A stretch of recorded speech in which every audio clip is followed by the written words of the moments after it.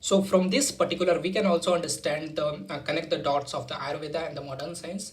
That these are the basics requirements of the life of an organism. So any disease or any problems which arises in the body somehow have connection to the nutrients, oxygen, water, normal body temperature, and the internal pressure. Okay, so मैं यहाँ पे आपको जो modern जो treatments है that is I think allopathy and हमारा Indian Ayurvedic system है उसके हिसाब से मैं आपको एक चीज़ बताने की कोशिश करूँगा with very connecting dots.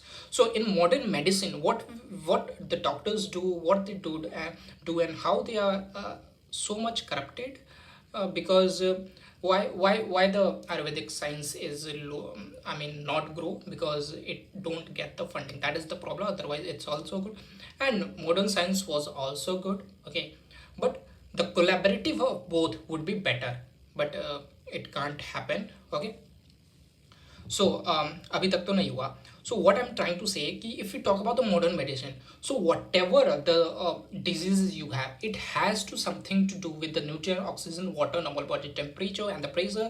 It has to something to do with the cells itself, because at the very initial you are the cell. Okay, the single cell which I got. Okay, so everything has to do with the cell and the basics. Okay, so in modern medicine, if any मान लो diseases express and which is inhibiting your normal physiological functioning of your body, and that deficiency is due to the somehow related to the oxygen, because वहाँ पे जो glycolysis Krebs cycle चल रहा है वहाँ पे कुछ प्रॉब्लम हो गया है. ठीक है, सो मॉडर्न मेडिसिन में क्या करता है, तुम्हें एक दवा देंगे और एट द ऑक्सीजन के अंदर, जैसे मैंने बताया ना कि ऑक्सीजन फूड लो, ऑक्सीजन बर्न करेगा, एनर्जी प्रोड्यूस हो रहा है, तो वहाँ पे बहुत सारे साइकिल्स चल रहे हैं. For example the catabolic reactions हो रहे हैं. ठीक है, ग्लूकोज आपको समझाया कि ग्लूकोज लेके बिकॉज मोनोमरिक सब्सटेंस लेके ये ज़्यादातर कैटाबॉलिक रिएक्शंस परफॉर्म किए जाते हैं. TCVCS साइकिल चल रहा है, क्रैप साइकिल चल रहा है. ठीक है, तो पर्टिकुलर रीज़न की वजह से वो बीमारी एक्सप्रेस हो रही है. ठीक है, तो मॉडर्न मेडिसिन उस पर्टिकुलर चीज़ को ट्रीट करेगा, उसके लिए आपको मेडिसिन करेगा.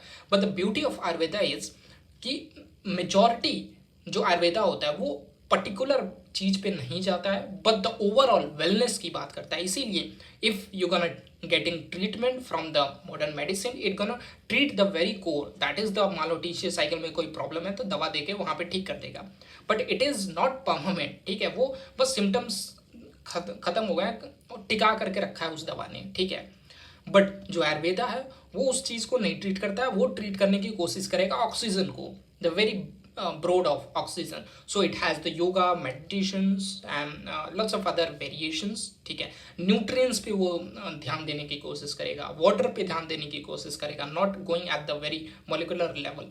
ठीक है, so that is beauty of Ayurveda. So चीज़ों को अगर मिक्स करके किया जाए, if you mix the Ayurveda with the modern, because western medicine, western